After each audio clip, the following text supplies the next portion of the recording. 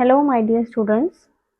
Differential equation में जो हमने एमसीक्यूज इंपॉर्टेंट एमसीक्यूज डिस्कस किए थे, कुछ कुछ डेफिनेशंस भी हमने देखी थी। 13 तक हमने एमसीक्यूज वगैरह कर लिए थे। आज हम इसका कुछ और डेफिनेशंस भी करेंगे और उनके रिलेटेड हम इंपॉर्टेंट एमसीक्यूज जो पिछले पास्ट पेपर्स वगैरह में आए हुए हैं, पीपीएससी वगैरह के, एफपीएससी के, वो भी डिस्कस करते हैं। एग्जैक्ट डिफरेंशियल इक्वेशन, सबसे पहली डेफिनेशन आपके पास आ जाती है एग्जैक्ट डिफरेंशियल इक्वेशन।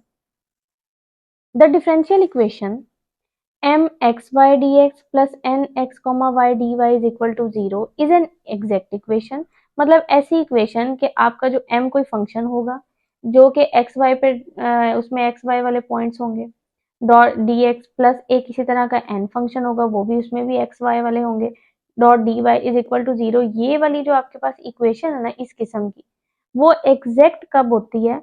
जब आप m का डेरिवेटिव लें y के लिहाज से, n का डेरिवेटिव लें x के लिहाज से और वो दोनों बराबर हो, तो फिर आप कह सकते हैं कि ये जो आपके पास इक्वेशन है ना, डिफरेंशियल इक्वेशन, ये क्या है? एग्जैक्ट है। लेकिन आपने ख्याल रखना है कि जो m वाला फंक्शन है वो x के साथ होगा, dx के साथ, n वाला जो फंक्शन है वो dy के साथ होगा, और जो पार्शियल डेरिवेटिव्स हैं वो भी आपने m का विद रिस्पेक्ट टू y लेना है और n का विद रिस्पेक्ट टू x लेना है।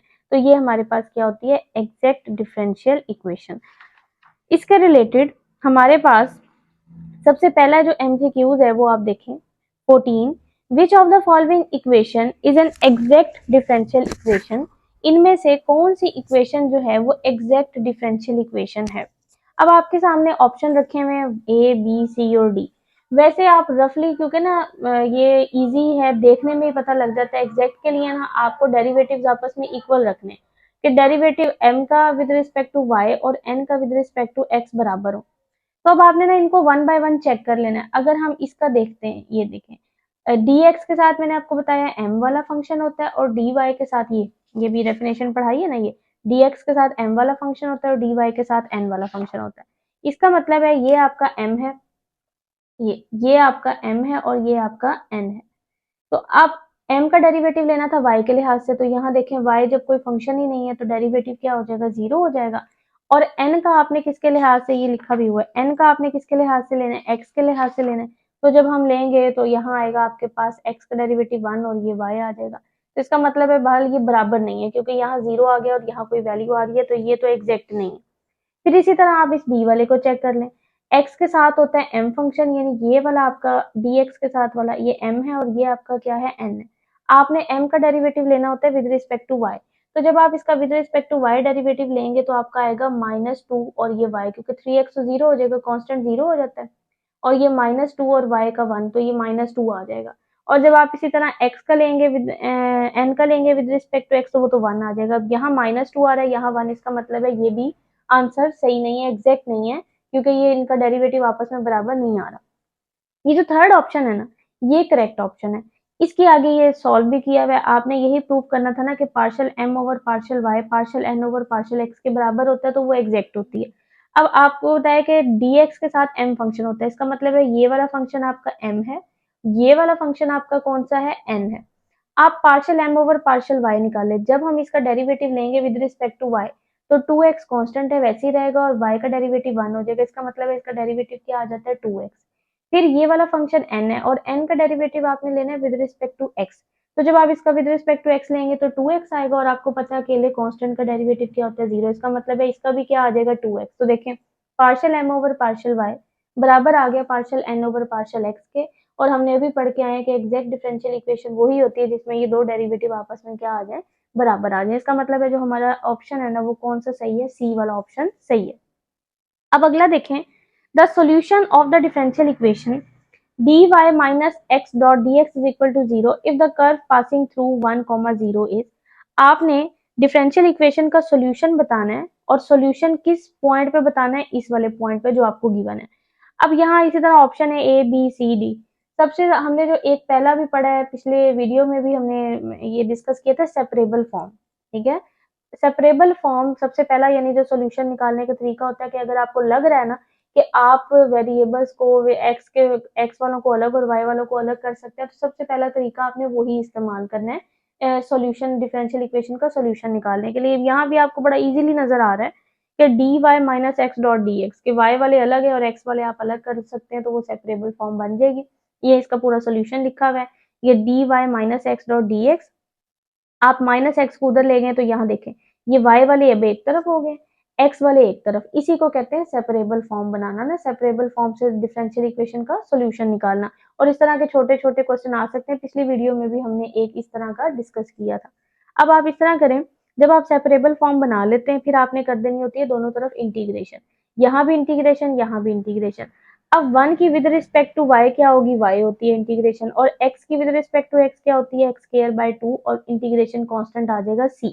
अब आपको उन्होंने कहा था किस पॉइंट पे चेक करना है, 1,0, तो आपने x की जगह 1 पुट कर देना और y की जगह 0, तो y की जगह 0 पुट किया, x की जगह 1, तो ये 1/2 और प्लस c, तो c की वैल्यू कितनी आ गई है, -1/2। ये जो आपके पास -1/2 आई है, इसको आप इसमें c की जगह पुट कर दें तो आपके पास सोल्यूशन आ जाएगा। तो y आ गया एक्स स्क्वायर बाय 2 और c की जगह आ गया -1/2, 1/2 कॉमन ले लें, अंदर बचेगा एक्स स्क्वायर -1, तो ये c वाला पॉइंट देखें, आपका जो c ऑप्शन है ये सही है। इस तरह सेपरेबल फॉर्म के क्वेश्चन छोटे छोटे इस तरह के आते हैं। तो आपने याद रखना है कि अगर आपसे कोई सॉल्यूशन कहे ना डिफरेंशियल इक्वेशन का, तो आपने देख लेना है कि सबसे पहले वो सेपरेबल बन सकता है कि नहीं बन सकता। सेपरेबल बन जाए तो बस सिंपल इंटीग्रेशन करके वही आपका क्या आ जाता है, सोल्यूशन आ जाता है, जैसे हमने यहाँ सॉल्व किया। उसके बाद आपके पास एक डेफिनेशन आ जाती है लीनियर इक्वेशन।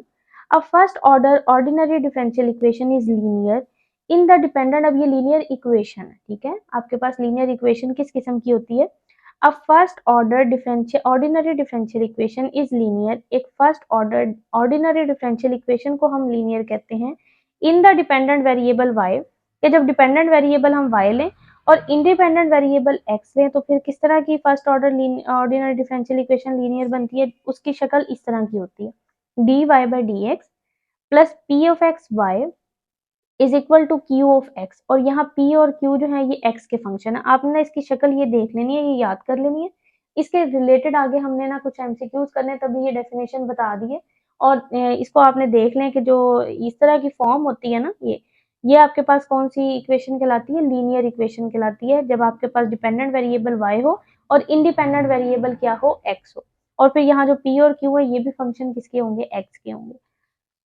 16 MCQs आपके पास आ जाता है। The general solution of nth order derivative contains n number of constant. आपने इस बात का याद रखना है कि जो जनरल सॉल्यूशन होता है ना, वो जितने ऑर्डर का होगा उसमें उतने ही कांस्टेंट होंगे, क्योंकि इसके रिलेटेड एमसीक्यूज है, वो जितना मर्जी आपको ऑर्डर दे दें। जैसे इसके रिलेटेड ही जो क्वेश्चन नंबर 17 है एमसीक्यूज, उसमें देखें a general solution of fifth order differential equation. तो अभी आपको ऊपर बताया ना कि अगर n ऑर्डर होगा डिफरेंशियल इक्वेशन का तो उसके अंदर कांस्टेंट भी कितने होंगे, n होंगे। तो अगर एक जो डिफरेंशियल इक्वेशन है उसका ऑर्डर 5 है तो उसके जनरल सॉल्यूशन में कांस्टेंट भी कितने होंगे, 5 होंगे। इस तरह वो जितना भी आपको ऑर्डर दें और आपसे पूछें कि फिर कितने कांस्टेंट होंगे, तो जितना उसका ऑर्डर होगा आपने कहना है उतने ही उसके कांस्टेंट है। फिर देखें एमसीक्यूज नंबर है 18। The particular solution of differential equation contains that dash constant. अच्छा, जनरल सॉल्यूशन और पर्टिकुलर सॉल्यूशन में फर्क है, मैंने शायद पिछली वीडियो में बताया हो, लेकिन अगर आप दोबारा भी आपको बता देती हूँ। जनरल सॉल्यूशन एक ऐसा सॉल्यूशन होता है कि आप जैसे ना सिंपल, ये जैसे अभी आपको ये करवाया है, ये वाला, ये आपने ना ये सॉल्यूशन निकाला है, अगर तो ये सॉल्यूशन मैं यहाँ तक देखूं, सिर्फ यहाँ तक, तो इसको हम कहते हैं जनरल सॉल्यूशन। यानी इसमें ना मैंने कांस्टेंट की वैल्यू नहीं निकाली, कांस्टेंट को अगर आप वैसे शामिल करें ना, वैसे रहने दें, तो उस सॉल्यूशन को हम कहते हैं जनरल सॉल्यूशन। लेकिन अगर आप कांस्टेंट की वैल्यू निकाल के उसको जो सॉल्यूशन है उसमें पुट करें ना, तो जो आपके पास सॉल्यूशन आता है वो आता है पर्टिकुलर सॉल्यूशन। तो ये जो आपके पास लास्ट पे आया हुआ है ना वैल्यू पुट करके सी की, वो आया पर्टिकुलर सॉल्यूशन। तो आप खुद देखें, जो पर्टिकुलर सॉल्यूशन है उसमें तो आप कांस्टेंट की वैल्यू निकाल के खत्म कर देते हैं, इसका मतलब है पर्टिकुलर सॉल्यूशन में कांस्टेंट होता ही नहीं है। तो ये वाला एमसीक्यूज ट्रू है कि इसमें कोई नो कांस्टेंट, पर्टिकुलर सॉल्यूशन में कोई कांस्टेंट नहीं होता, ठीक है। जनरल सॉल्यूशन वो सॉल्यूशन होता है जिसमें आप कांस्टेंट की वैल्यू नहीं निकालते, वो कांस्टेंट के साथ होता है और जितना ऑर्डर होगा उतने ही कांस्टेंट होंगे। लेकिन पर्टिकुलर सॉल्यूशन में आप कांस्टेंट की वैल्यू निकाल के पुट कर देते हैं तो वो कांस्टेंट खत्म हो जाता है। तो इसलिए पर्टिकुलर सॉल्यूशन जितने मर्जी ऑर्डर का हो, यानी डिफरेंशियल इक्वेशन जितनी मर्जी ऑर्डर की हो, लेकिन जो उसका पर्टिकुलर सॉल्यूशन है उसमें कभी भी कांस्टेंट नहीं होता, नो कांस्टेंट। ये इंपॉर्टेंट एमसीक्यूज है। उसके बाद आपके पास आ जाता है 19। If the differential equation 2xy dx plus p of xy dy is equal to 0 is exact then p of xy। अब उन्होंने इसमें इस एमसीक्यूज में उन्होंने आपको कहा है कि ये आपके पास डिफरेंशियल इक्वेशन है और ये एग्जैक्ट है, यानी आपको ना बता दिया कि एग्जैक्ट है। आपको उन्होंने कहा है कि इस p ऑफ xy की वैल्यू निकालें।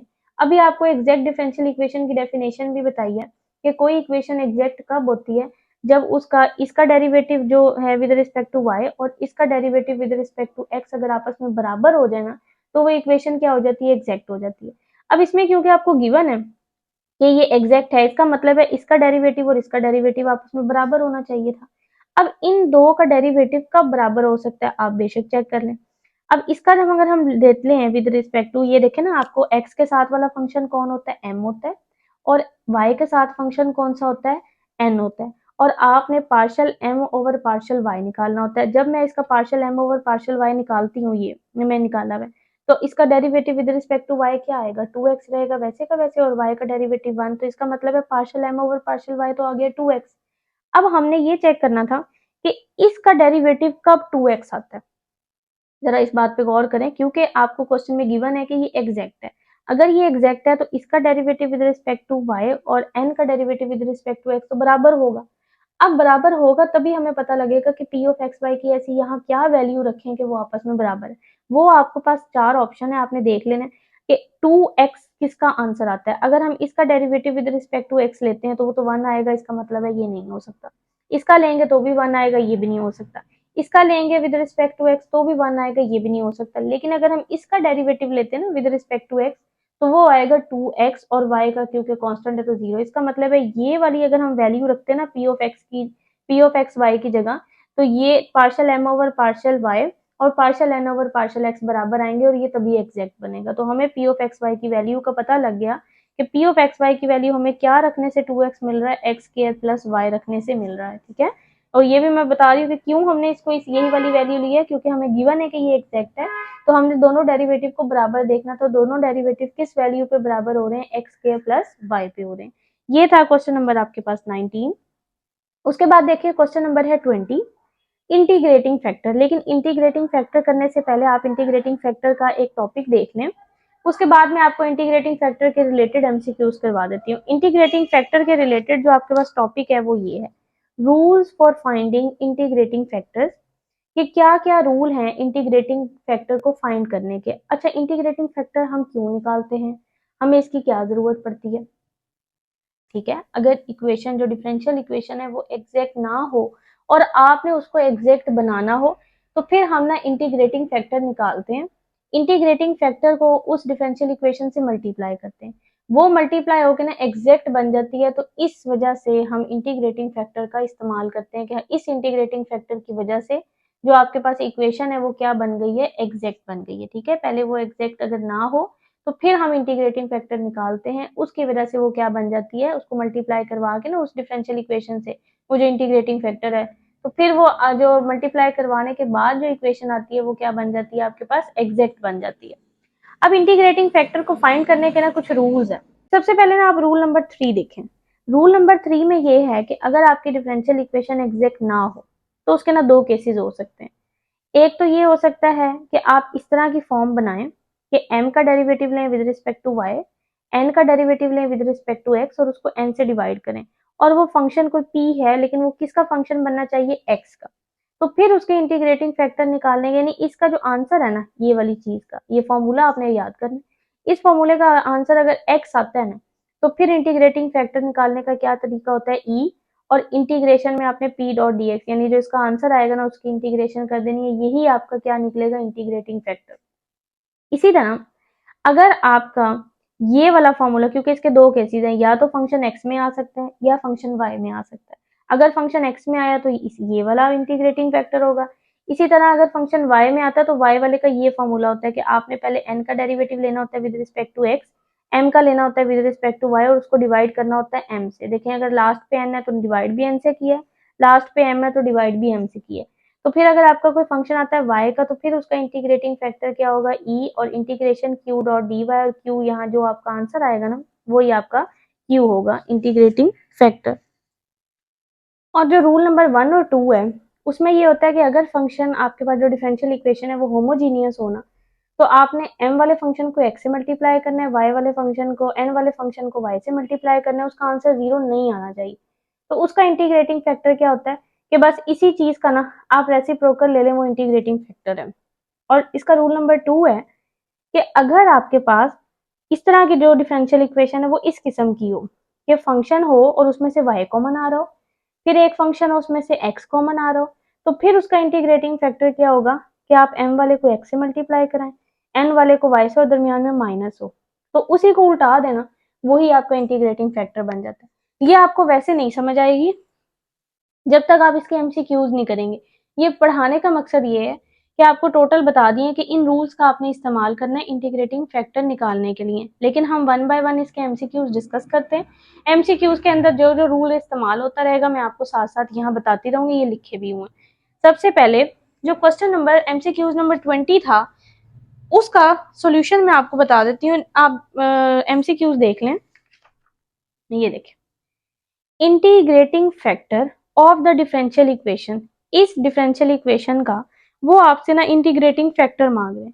अब आपने पहले तो चेक करना है कि ये जो डिफरेंशियल इक्वेशन है वो दी किस किस्म की है। अब सॉल्यूशन में देखें, सबसे पहले ना ये आप ये चेक कर लें कि ये एग्जैक्ट है कि नहीं। सबसे पहले तो हमने ये चेक करना है कि ये एग्जैक्ट है कि नहीं है। तो x के साथ वाला जो फंक्शन होता है वो m वाला कहलाता है, जो y के साथ वाला फंक्शन होता है वो n कहलाता है। अब आपने partial m over partial y निकालना है और partial n over partial x, अगर वो बराबर हो तो एग्जैक्ट होता है, बराबर ना हुए तो फिर हम कहेंगे एग्जैक्ट नहीं है। आप partial m over partial y निकालें तो ये भी जीरो ये भी जीरो, तो -1 आ जाएगा। इसी तरह जब partial n over partial x निकालेंगे जिसको हम nx से डिनोट करते हैं तो वो आ जाता है हमारे पास 1। इसका मतलब है ये एग्जैक्ट तो नहीं है। अब आपको अभी रूल्स पढ़ाए हैं उसमें आपको बताया कि अगर तो ये एग्जैक्ट ना हो, इज नॉट एग्जैक्ट, अगर ये एग्जैक्ट नहीं है तो इन दोनों में से कोई एक फॉर्म आप इस्तेमाल कर सकते हैं इंटीग्रेटिंग फैक्टर निकालने के लिए। अब इंटीग्रेटिंग फैक्टर निकालने के लिए दो फॉर्म इस तरह इस्तेमाल करनी है कि या तो फंक्शन x का बन रहा होता है या फंक्शन y का बन रहा होता है। अब आपने इसको किस तरह देखना है, देखिए ना, अब यहाँ एक निकले आंसर -1 और एक निकले 1। अब असल डिपेंड करता है नीचे ये इस n और m पे, क्योंकि ये कंफ्यूज करेगा ना कि हमें अब इसमें से कौन सा, हमें क्या पता आंसर x के साथ आ रहा है या y के साथ आ रहा है। आपने ना ये कोशिश करनी है कि आपने ना इस नीचे n और m को देखना है। देखें, अगर अब मैंने नीचे n पुट करना है तो यहाँ देखें n किसके बराबर है, 1x के बराबर है, और मुझे फंक्शन चाहिए भी सारा किसमें, x में चाहिए अगर मैं n को रखती हूँ। ठीक है, इसका मतलब है ये अगर मैं देखती हूँ ना, इसको पुट करती हूँ तो सही है। लेकिन अगर मैं नीचे m रखती हूँ तो m आपका ये सारा m है। अगर मैं नीचे m रखती हूँ तो मुझे m के केस में सारा फंक्शन y में चाहिए था, लेकिन यहाँ देखें मेरा m जो है उसमें x भी है y भी है।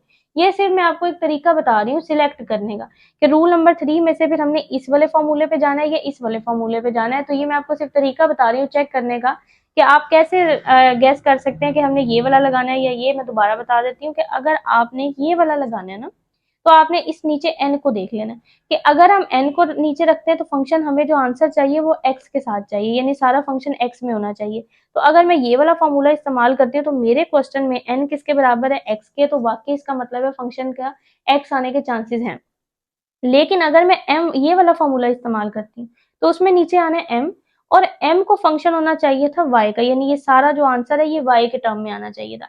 लेकिन यहाँ अगर मैं m देखती हूँ तो m में x भी है y भी है, तो ये थोड़ा सा मतलब ये फंक्शन हमें y में नजर नहीं आ रहा फुल, तो हम ना यही वाला फॉर्मूला इस्तेमाल करते हैं जो हमारा सही आंसर दे रहा है, m y minus n x over n. ये m y minus n x over n, तो आप एम वाई की वैल्यू पुट करें, एम वाई की वैल्यू है -1, एन एक्स की वैल्यू पुट करें, एन एक्स की वैल्यू है 1, तो ये -1 ओवर, और एन की वैल्यू पुट करें, और एन की वैल्यू कितनी है x, ये भी ख्याल रखना है। एम वाई का मतलब है विद रिस्पेक्ट टू एम का डेरिवेटिव हम ले रहे हैं with respect to y, n का डेरिवेटिव ले रहे हैं विद रिस्पेक्ट टू एक्स, और नीचे खाली एन है।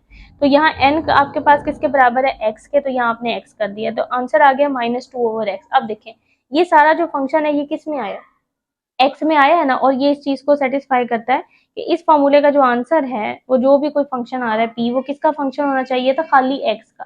तो ये वाकई खाली एक्स का आया। तो फिर इंटीग्रेटिंग फैक्टर निकालने का क्या तरीका होता है कि जो आपके पास पी आया हुआ है ना, यानी जो आंसर आया हुआ है बस आप उसकी ना इंटीग्रेशन कर दें ई की पावर में।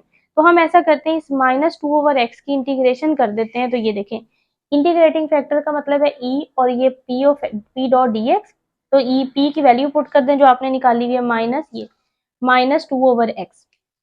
तो -2/x आपको पता है, -2 तो बाहर आ जाएगा। 1/x की इंटीग्रेशन क्या होती है, natural log of x. Natural log of x में आपको पावर पता है, नेचुरल लॉग के हम शुरू में भी लेके आ सकते हैं और उस पावर को इधर दोबारा ऊपर भी लेके जा सकते हैं। तो -2 को हम ऊपर ले जाते हैं, ई और नेचुरल लॉग आपस में कैंसिल हो जाते हैं, एक्स पावर -2 और एक्स पावर -2 को हम लिख सकते हैं 1/x के। तो ये आपके पास आ गया है जो हमने ऑप्शन था 20 वाला, ये 1/x स्क्वायर, ये हमारे पास ट्रू है। मतलब इस तरह आपके पास ना टोटल ये 3 रूल हैं। आपने इन 3 रूल में से देख लेना है कि आपकी जो डिफरेंशियल इक्वेशन है वो किस पे जा रही है। ये था क्वेश्चन नंबर 20। क्वेश्चन नंबर 21 में देखें, आपने निकालना है इंटीग्रेटिंग फैक्टर इस डिफरेंशियल इक्वेशन का। तो हम वही रूल्स का इस्तेमाल करते हैं। अब रूल नंबर 1 में हमने चेक करना था कि वो होमोजीनियस है कि नहीं है, फिर हम अगले पे जाएंगे ना। होमोजीनियस हम चेक कर लेते हैं। अब हमने होमोजीनियस कैसे चेक करना होता है, होमोजीनियस के लिए आपने सिर्फ इतना देखना होता है कि डिफरेंशियल इक्वेशन में हर टर्म की डिग्री सेम हो। इसमें अगर आप गौर करें ना, तो हर टर्म की डिग्री सेम है। देखिए, इसकी भी 2 है, इसकी भी 2 है, क्योंकि 1+1 एक्स की 1 वाई की 1, तो 1+1 क्योंकि डिग्री आपस में ये मल्टीप्लाई हो रहे हैं तो ऐड हो जाती है। तो 2, इसकी भी 2। इसका मतलब है ये जो इक्वेशन है ये आपके पास होमोजीनियस है। अगर तो डिफरेंशियल इक्वेशन होमोजीनियस हो ना, तो फिर सिंपल आपने क्या करना है, एम वाली टर्म को यानी एम वाले फंक्शन को एक्स से मल्टीप्लाई कर देना है, एन वाले फंक्शन को वाई से मल्टीप्लाई कर देना है। तो आपका ये x के साथ वाला m फंक्शन कहलाता है और n के साथ y के साथ वाला n फंक्शन कहलाता है। तो m को मल्टीप्लाई करें x के साथ, तो यहाँ देखें मैंने किया भी हुआ है, m को मल्टीप्लाई किया x के साथ। तो जब मैं इसको x के साथ मल्टीप्लाई करूंगी तो आएगा एक्स वाई स्क्वायर, और जब इसको x के साथ करूंगी तो x स्क्वायर y आ जाएगा। और n वाले फंक्शन को मल्टीप्लाई करना है y के साथ। तो आप n वाले फंक्शन को जब y से मल्टीप्लाई करेंगे तो बनेगा -x²y। ये माइनस और ये प्लस कैंसिल, आपके पास आ गया एक्स वाई स्क्वायर। तो उन्होंने कहा था ये जीरो नहीं आना चाहिए, और वाकई जीरो नहीं आया। तो जो इंटीग्रेटिंग फैक्टर था फिर वो क्या था कि सिर्फ जो ये इसका आंसर आया ना उसका रेसिप्रोकल ले लें। ये देखें, यही नहीं था कि जो इंटीग्रेटिंग फैक्टर है उसका आपने क्या करना है कि जो आंसर आया होता है इसी को आपने रेसिप्रोकल मतलब उल्टा देना है, वही आपका इंटीग्रेटिंग फैक्टर होगा। तो 1/, ये जो एक्स वाई स्क्वायर आंसर आया है इसको हम उल्टा देते हैं, यानी 1/x वाई स्क्वायर, ये आपके पास क्या इंटीग्रेटिंग फैक्टर है। तो देखें बी ऑप्शन आपके पास सही है। ठीक है, ये आपने रूल है, इस रूल में से आपको जो लग रहा है ना कि हम ये अप्लाई कर सकते हैं, आपने उस रूल को फॉलो कर लेना है। अब पिछले वाले में आप कहें कि हमने ये वाला क्यों नहीं लगाया, आप बेशक पिछले वाला उठा के देख लें, वो होमोजीनियस नहीं था। ठीक है, ये क्वेश्चन नंबर ये 20, ये देखिए, ये आपको होमोजीनियस नहीं है। ये एक्स स्क्वायर है, इसकी 1 है, इसकी भी 1 है, मतलब ये होमोजीनियस नहीं है। तो फिर इसलिए हम अगले रूल की तरफ गए थे। आपने रूल्स को देखना है कि उस रूल में से आपकी डिफरेंशियल इक्वेशन किस चीज को सेटिस्फाई कर रही है। ये थर्ड रूल को ही कर रही थी कि ये एग्जैक्ट नहीं निकली है, तो फिर हमने वो रूल लगा दिया जो रूल नंबर 3 है। लेकिन इसमें आपके पास क्या हुआ है क्वेश्चन नंबर 21 में कि ये होमोजीनियस बन गई है, तो मैंने कौन सा लगा दिया, होमोजीनियस वाला इस पे अप्लाई कर दिया। अच्छा, क्वेश्चन नंबर 22 में भी उन्होंने आपसे कहा इंटीग्रेटिंग फैक्टर निकालने डिफरेंशियल इक्वेशन का, इस वाली डिफरेंशियल इक्वेशन का। अब एक बात मैंने आपको ना इसी लेक्चर में ना एक ना लीनियर इक्वेशन की डेफिनेशन करवाई थी। ये देखें, ये करवाने का इसलिए जरूरी था ये कि लीनियर इक्वेशन एक ऐसी इक्वेशन होती है जिसकी ना इस तरह की फॉर्म होती है, d y by d x. एक तो फर्स्ट ऑर्डर का होता है, मतलब सिर्फ एक ही डेरिवेटिव होता है, p of x y is equal to q of x. तो ऐसी इक्वेशन लीनियर इक्वेशन कहलाती है। जरा गौर करें तो ये भी तो उसकी भी तो वही शक्ल है, d y by d x is equal to e की power 2x plus y minus 1। ये फर्स्ट ऑर्डर की लीनियर इक्वेशन है आपके पास। अब ना आप कहेंगे इंटीग्रेटिंग फैक्टर निकालने के तो वही 3 रूल्स बताएं। इंटीग्रेटिंग फैक्टर निकालने के वाकई वो 3 रूल्स ही हैं। आपने उन 3 रूल्स का इस्तेमाल करके भी आप हर एक डिफरेंशियल इक्वेशन का निकाल सकते हैं। डिफरेंशियल इक्वेशन जो है अगर वो लीनियर हो ना, तो उसका इंटीग्रेटिंग फैक्टर निकालने का ना सेपरेट भी मेथड है। लेकिन ये नहीं है कि अगर आप उनको बाकी 3 रूल से करें तो वो गलत होगा। ये एक और मतलब जैसे कहते हैं ना तरीका होता है कि मैथ को सॉल्व करने के, इक्वेशंस को सॉल्व करने के डिफरेंट मेथड होते हैं जिसको जो इजी लगे। अब अगर लीनियर हो ना डिफरेंशियल इक्वेशन तो उसको सॉल्व करने का एक अलग मेथड है। अगर आपका दिल करे आप उससे कर लें इंटीग्रेटिंग फैक्टर निकालने का, अगर आपका उन्हीं तीनों रूल से दिल करे तो आप उन्हीं बेशक तीनों रूल का इस्तेमाल कर लें। तभी मैंने यहाँ दोनों मेथड से किया है ताकि कोई मसला ना हो। अब आपके पास ना ये तो आपको पता लग गया कि ये लीनियर इक्वेशन है, और लीनियर इक्वेशन का इंटीग्रेटिंग फैक्टर निकालने का एक अलग मेथड है, वो भी हमने डिस्कस किया है। और उन 3 रूल के लिहाज से भी है, वो भी हमने डिस्कस किया है। अब अगर हम उन 3 रूल के लिहाज से देखें तो उसका सॉल्यूशन आपने कैसे निकालना है कि पहले चेक करना है कि वो होमोजीनियस है कि नहीं है। होमोजीनियस तो आपके पास ये नहीं है, ठीक है। ये आप बेशक देख लें कि यहाँ है ही नहीं वेरिएबल, यहाँ वेरिएबल नहीं है, इसका 1 है, यानी ये मुख्तलिफ इनके डिग्री आ रही है, इसका मतलब है सेम डिग्री नहीं है। उसके बाद सेकंड रूल जो है उसमें ये होता है कि एक तरफ सारा वाई कॉमन आ रहा आना चाहिए, एक तरफ सारा एक्स, तो फिर सेकंड रूल लगा सकते हैं। लेकिन यहाँ इस तरह का कोई फंक्शन आपको नहीं नजर आ रहा कि एक तरफ से वाई कॉमन आ रहा है और एक तरफ से एक्स आ रहा है। फिर थर्ड ही आ जाता है कि आपने चेक करना होता है कि एग्जैक्ट है कि नहीं। तो ये वाला फंक्शन m वाला है, ये वाला फंक्शन n वाला है। m का डेरिवेटिव लेना है विद रिस्पेक्ट टू y, तो इसका जब विद रिस्पेक्ट टू y लेंगे ये 0 हो जाएगा, ये 1 हो जाएगा, ये 0, इसका मतलब है इसका डेरिवेटिव 1 आ जाता है। और n का विद रिस्पेक्ट टू आपने लेना होता है x। अब यहाँ क्योंकि कुछ भी नहीं है तो आपका 1 तो होगा। जब आपने 1 का डेरिवेटिव लेना है विद रिस्पेक्ट टू x, तो 1 का डेरिवेटिव क्या होता है, 0 होता है। इसका मतलब है ये आपस में बराबर नहीं आए। अगर ये बराबर नहीं आए तो ये एग्जैक्ट नहीं है। अगर ये एग्जैक्ट नहीं है तो हमने रूल नंबर 3 का इस्तेमाल करना था। और रूल नंबर 3 में आपके पास क्या होता है, 2 फॉर्मूले इस्तेमाल होते हैं कि या तो फंक्शन सारा x का हो या फंक्शन सारा y का हो। अब जैसे मैंने आपको एक बताया तरीका कि आप ना नीचे सिर्फ n और m को देख लें कि अगर n पुट करते हैं तो फंक्शन किस किस्म का आ रहा है, m पुट करते हैं तो फंक्शन किस तरह, उन दोनों फॉर्मूले से आपने एक इस्तेमाल करना होता है। अगर तो हम ना n पुट करते हैं नीचे, तो n आपके पास क्या है, n की वैल्यू आपके पास है 1, यानी इसका मतलब है कोई मसला नहीं, 1 क्योंकि x को भी रिप्रेजेंट कर सकता है, y को भी रिप्रेजेंट, यानी 1 की वजह से ना हमें कोई मसला नहीं हो रहा। लेकिन अगर हम नीचे m पुट करते हैं तो m आपका ये सारा है, तो देखें इसमें x का फंक्शन भी है, y का फंक्शन भी है, यानी ये वाला m पुट करने से ना फॉर्मूला सही नहीं आएगा। m के साथ हमें सारा फंक्शन y का चाहिए होता है, n के साथ सारा फंक्शन x का चाहिए होता है, तो हम ये वाला फॉर्मूला इस्तेमाल करते हैं, my minus n x over n. तो एम वाई की वैल्यू है 1, एन एक्स की वैल्यू है 0 और नीचे एन की वैल्यू कितनी है, -1।